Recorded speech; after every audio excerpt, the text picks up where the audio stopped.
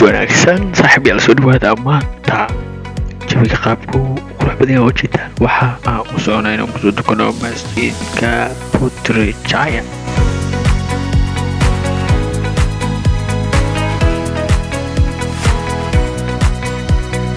jeedaan jawiga cirka waa mid xoogaa iska yara durureysa oo kaaliska arag wax qorax saa'ida ma jirto oo idinka ama daadinaya daahada lagu weynaysan kastoo magaalada Jamsa ay tahay laakiin kaaliska arag waa jawiga maanta ciidan ay jawigeeda juura yahay waay masaajidkan waxa uu dhisan yahay in badan sideen ila tahay ku dhawaad wuxuu qaadaa in ka badan 100,000 oo qofood waxa waaye intii aan soo gasho oo celi kariya waxaan arkaynaa hadda soo yaro dhaqsaday firaaq soo ujeedaan waxa ka carraayay in meesha quruxdeeda dee lagu qarsoonto oo ogtiin dee haddii meesha jaamkeeda saa'id noqdo sida riixa imaanaya moogande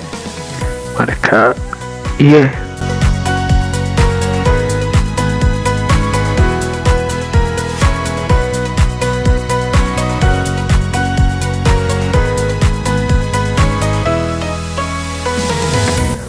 qaybta ugu qurxan masjidka waa qaybta